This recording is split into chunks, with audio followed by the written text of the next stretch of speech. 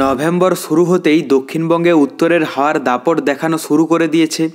এমনকি পশ্চিমবঙ্গের জেলাগুলিতে সর্বোচ্চ তাপমাত্রা নেমেছে 15 ডিগ্রি সেলসিয়াসে, আর কলকাতার তাপমাত্রা ছিল 18 ডিগ্রি সেলসিয়াসের ঘরে। আজ আমরা লাইভে দেখে নেব পশ্চিমবঙ্গ এবং বাংলাদেশের আবহাওয়া কোথায় কীরকম থাকবে আগামী 24 থেকে 48 ঘন্টায়, কোথাও বৃষ্টির সম্ভাবনা রয়েছে কিনা, শীত আবার কোথায় জাঁকিয়ে পড়তে পারে, তাপমাত্রায় বা কোথায় কীরকম থাকবে, দিনের দিকে তাপমাত্রা পশ্চিমবঙ্গের দক্ষিণবঙ্গ এবং উত্তরবঙ্গের এলাকাগুলোতে কীরকম থাকতে পারে, পাশাপাশি বাংলাদেশের আবহাওয়া কীরকম থাকবে এবং রাতের দিকে ঠান্ডার পরিমাণটা কোন এলাকাগুলোতে বেশি পড়তে পারে, A to Z আপনাদেরকে এই ভিডিওতে লাইভে দেখিয়ে দেব। আপনারা ভিডিওটি অবশ্যই শেষ পর্যন্ত দেখবেন। ভিডিওটি ভালো লেগে থাকলে একটি লাইক করবেন, আর আপনি যদি আমাদের চ্যানেলে নতুন হয়ে থাকেন তো চ্যানেলটিকে সাবস্ক্রাইব করে রাখতে ভুলবেন না। প্রথমে আমরা যদি বৃষ্টির থেকে শুরু করি তো এখানে যা দেখা যাচ্ছে তাতে মোটামুটি আপাত গতিতে আজ সকালের দিকে পশ্চিমবঙ্গের দক্ষিণবঙ্গের এলাকাগুলোর যদি কথা বলা যায় তাহলে এখানে যা দেখা যাচ্ছে স্পষ্টভাবে যে পশ্চিমবঙ্গের দক্ষিণবঙ্গের বেশিরভাগ এলাকার আকাশই কিন্তু পরিষ্কার, কোথাও কিন্তু সেই রকম বৃষ্টির সম্ভাবনা নেই। এবং সেই সঙ্গে আমরা উত্তরবঙ্গের যদি আবহাওয়াটা দেখে নিই তো উত্তরবঙ্গের মধ্যেও কিন্তু সেই রকম বৃষ্টির আভাস দেখা যাচ্ছে না। এখানে যা দেখা যাচ্ছে দার্জিলিং, কালিম্পং, আলিপুরদুয়ার, কোচবিহার মোটামুটি সমস্ত এলাকার আকাশই কিন্তু পরিষ্কার সকালের দিকে। এরপর আমরা যদি দুপুরের দিকটা দেখে নিই তো দুপুরের দিকে যা দেখা যাচ্ছে সেই রকম কিন্তু চেঞ্জেস নেই। দুপুরের দিকের মধ্যেও মোটামুটি এখানে পরিষ্কার থাকবে, হালকা মেঘলা আকাশ থাকতে পারে, বৃষ্টির সম্ভাবনা নেই বললেই চলে। আমরা যদি মেঘের পরিমাণটা দেখে নিই এখানে দেখতে পাচ্ছেন যে কলকাতা সহ আশেপাশের কিছু এলাকা আছে যেগুলোতে হালকা পরিমাণ মেঘের একটা আভাস দেখা যাচ্ছে, যদিও খুব পরিমাণে কিন্তু মেঘাচ্ছন্ন আকাশ থাকবে না।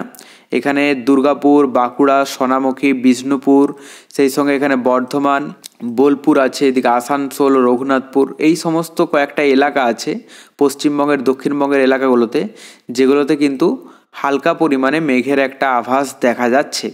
সেই সঙ্গে আমরা যদি আরও উপরের দিকে কথা বলি এখানে সাহেবগঞ্জ, ভাগলপুর, এদিকে মালদা, মুর্শিদাবাদ এগুলোতে কিন্তু পরিষ্কার আকাশ থাকবে।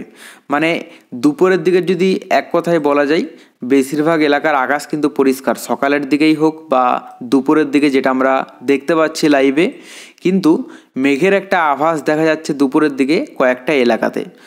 ঠিক আছে, তার মধ্যে পশ্চিমবঙ্গের দক্ষিণবঙ্গের এলাকাগুলোতে দেখা যাচ্ছে। এরপরে আমরা উত্তরবঙ্গের এলাকাগুলোতে দেখে নেব। উত্তরবঙ্গে যা দেখা যাচ্ছে এখানে বৃষ্টির তো সেরকম সম্ভাবনা নেই, কিন্তু দার্জিলিং, কালিম্পং, কার্শিয়ং, এদিকে শিলিগুড়ি, ঠিক আছে, এদিকে আলিপুরদুয়ার, কোচবিহার, জলপাইগুড়ি এগুলোতে কিন্তু মেঘের একটা আভাস মানে স্পট থাকবে।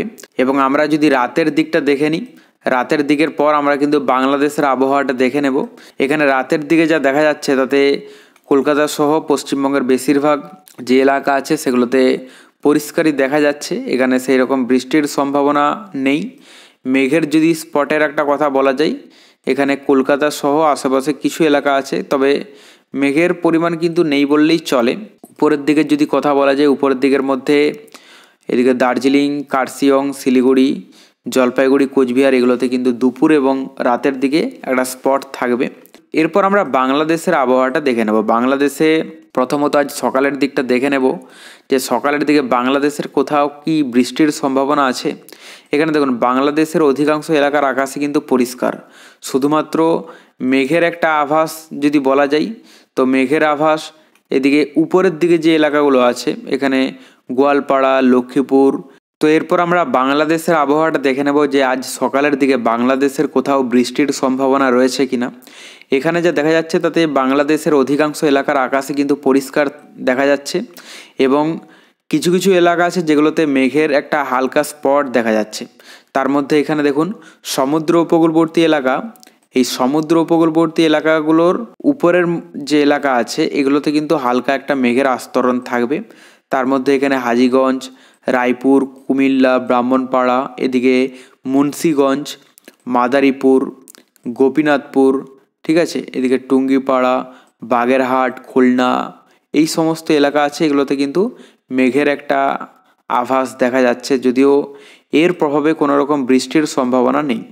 যেহেতু শীতকাল, তো শীতকালে সূর্যের যে তাপ সেটা কিন্তু আস্তে আস্তে কমতে থাকে, যার ফলে এখানে কিন্তু মেঘের একটা স্পট দেখা যাচ্ছে এবং এখানে সূর্যের যে তাপটা পরিমাণে কিন্তু অন্যান্য এলাকাগুলোর তুলনায় কম পড়বে।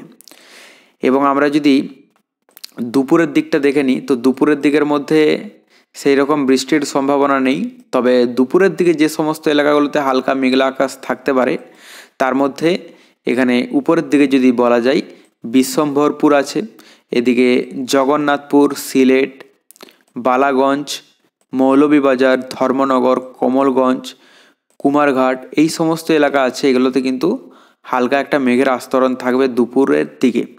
এরপর আমরা যদি রাতের দিকটা দেখে নিই, তো রাতের দিকের মধ্যেও কিছু কিছু এলাকা আছে, মানে এখান থেকে একটা আভাস পাওয়া যাচ্ছে সকাল, দুপুর এবং রাতের দিকে বেশিরভাগ এলাকার আকাশ পরিষ্কার, তবে তার মধ্যেও কিছু কিছু এলাকা আছে যেগুলোতে একটা মেঘের আভাস থাকবে। এরপর আমরা তাপমাত্রা দেখে নেব যে দুপুর এবং রাতের দিকে তাপমাত্রায় কতটা কি ডিফারেন্স লক্ষ্য করা যাবে পশ্চিমবঙ্গ এবং বাংলাদেশের অধিকাংশ এলাকায়। প্রথমে আমরা পশ্চিমবঙ্গের যে দক্ষিণবঙ্গের এলাকাগুলো আছে সেগুলো দিয়ে স্টার্ট করব। তো এখানে দেখতে পাচ্ছেন যে কলকাতা সহ আশেপাশের যে এলাকা আছে, যে দক্ষিণবঙ্গের এলাকাগুলো, তো তাতে দেখা যাচ্ছে যে বেশিরভাগ এলাকার যে তাপমাত্রা 27, 26, ঠিক আছে, এর মধ্যেই কিন্তু ঘোরাফেরা করবে, মানে মোটামুটি এটা স্বাভাবিক তাপমাত্রা। খুব বেশি অস্বস্তিকর পরিবেশ তৈরি হবে না, হালকা একটা ঠান্ডার আভাসও থাকবে, যেহেতু 26-27 ডিগ্রি স্বাভাবিকের একটু নিচের মধ্যেই পড়ে। আমরা যদি উত্তরবঙ্গের এলাকাগুলোর কথা বলি, তাহলে দার্জিলিংয়ে এখানে কি দেখা যাচ্ছে যে দার্জিলিংয়ে 19 ডিগ্রি, কার্শিয়ংয়ে 22, এদিকে শিলিগুড়িতে 28, জলপাইগুড়িতে 28, আলিপুরদুয়ারে 27, কোচবিহারে 27। তো এখানে মোটামুটি দার্জিলিংয়ে একটু পরিমাণে অনেক কম থাকবে, যেহেতু দার্জিলিং একটা বরফের একটা এলাকা, তো সেক্ষেত্রে এখানে 19 ডিগ্রি তাপমাত্রা থাকবে দুপুরের দিকে, রাতের দিকে কিন্তু আরও কম থাকবে, ঠিক আছে। এবং বাদবাকি শিলিগুড়ি, জলপাইগুড়ি, আলিপুরদুয়ার এগুলোতে নর্মালের মতোই কিন্তু থাকবে। এরপর আমরা বাংলাদেশের তাপমাত্রাটা দেখে নেওয়ার আগে রাতের দিকে যে তাপমাত্রাটা একবার দেখেই নিই, তারপর কিন্তু আমরা বাংলাদেশের দেখে নেব তাপমাত্রা।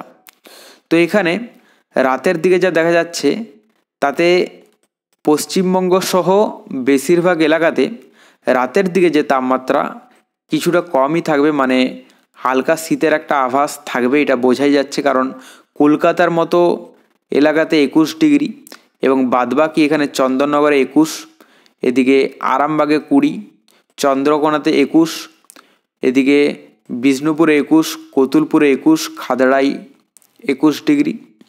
উপরের দিকে যদি বলা যায় বর্ধমানে 21, সোনামুখীতে 21, বাঁকুড়ায় 21। তো মোটামুটি পশ্চিমবঙ্গের যে দক্ষিণবঙ্গের এলাকাগুলো আছে এগুলোতে কিন্তু 20 থেকে 21 ডিগ্রির মধ্যে থাকবে। তাহলে এখান থেকে কি বোঝা গেল যে দুপুরের দিকে যে তাপমাত্রা সেটা হচ্ছে 26 থেকে 27 ডিগ্রির মধ্যে, আর রাতের দিকে যে তাপমাত্রা সেটা হচ্ছে 20 থেকে 21 ডিগ্রি।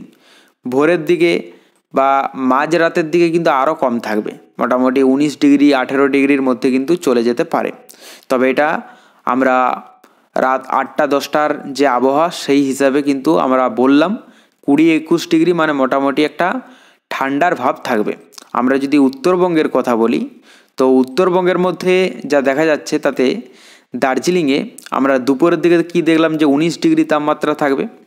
এখানে রাতের দিকে যে তাপমাত্রা থাকবে সেটা হচ্ছে 14 ডিগ্রি। পাশাপাশি এখানে কার্শিয়ংয়ে 18, শিলিগুড়িতে কিন্তু 19 ডিগ্রির মধ্যে থাকবে এবং এখানে জলপাইগুড়িতে 20, সেই সঙ্গে আলিপুরদুয়ারে কিন্তু 19 এবং কোচবিহারে 20। তো এখানেও কিন্তু 20 মধ্যে দেখা যাচ্ছে এই সমস্ত এলাকাগুলো, এবং দার্জিলিংয়ের পাশাপাশি এলাকাগুলোতে আর একটু কম থাকবে।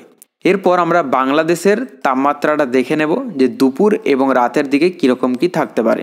প্রথমে বাংলাদেশে যদি দুপুরের তাপমাত্রা দেখে নিই, তো এখানে যা দেখা যাচ্ছে যে অধিকাংশ এলাকার তাপমাত্রা মোটামুটি একটা আন্দাজ আপনাদেরকে দিয়ে দিচ্ছি যে কীরকম থাকবে, কারণ এক এক করে বলতে গেলে অনেক টাইম লেগে যাবে। তো সেই ক্ষেত্রে এখান থেকে যা দেখা যাচ্ছে মোটামুটি বেশিরভাগ এলাকার তাপমাত্রা 28 থেকে 29 ডিগ্রির মধ্যেই দেখা যাচ্ছে। এখানে দেখুন ভালোভাবে প্রত্যেকটা এলাকায় কিন্তু 28-29-এর মধ্যেই কিন্তু থাকবে। 29 ডিগ্রি বিশেষ করে এই যে সমুদ্র উপকূলবর্তী এলাকাগুলো আছে, ফটিকছড়ি, চট্টগ্রাম, মানিকছড়ি, এইগুলোতে কিন্তু 28 29-30-এর মধ্যে থাকবে, একটু বেশি থাকতে পারে এই সমস্ত এলাকাগুলোর তুলনায়। এবং ভিতরের যে এলাকাগুলো আছে এগুলোতে কিন্তু বেশিরভাগ এলাকায় 28 ডিগ্রি কিন্তু দেখা যাচ্ছে। তো এখান থেকে বুঝতে পারা গেল যে দুপুরের দিকে তাপমাত্রা অধিকাংশ এলাকায় কিন্তু 28-29-এর মধ্যে থাকবে।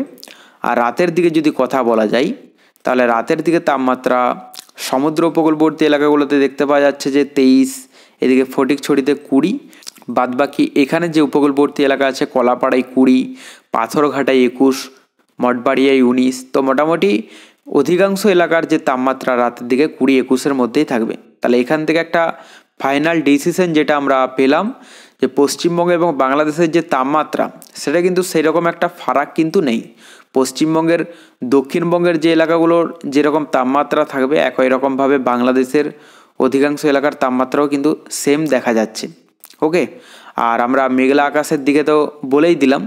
এরপর আমরা যদি বায়ুটা দেখে নিই তো এখানে মোটামুটি দেখুন বাতাসটা যেটা প্রবাহিত হচ্ছে এই দিক থেকে এসে বঙ্গোপসাগরের কিন্তু যাচ্ছে। এছাড়া আবহাওয়া দপ্তরের তরফ থেকে জানানো হয়েছে যে মধ্য বঙ্গোপসাগরের উপরে একটি ঘূর্ণাবর্ত ক্রমাগত শক্তি হারাচ্ছে, যার ফলে দক্ষিণ বাংলাদেশ সংলগ্ন এলাকায় ওই ঘূর্ণাবর্তটি রয়েছে। এর পাশাপাশি আরও একটি ঘূর্ণাবর্ত রয়েছে উত্তর তামিলনাড়ু সংলগ্ন এলাকায়। তবে পরবর্তীতে এই ঘূর্ণাবর্তের ইফেক্ট কীরকম কী পড়তে পারে অবশ্যই আপনাদেরকে লাইভে জানিয়ে দেব। তার জন্য চ্যানেলটিকে সাবস্ক্রাইব করে রাখতে ভুলবেন না। দেখা হচ্ছে নেক্সট ভিডিওতে, ততক্ষণ ভালো থাকবেন। Bye bye guys.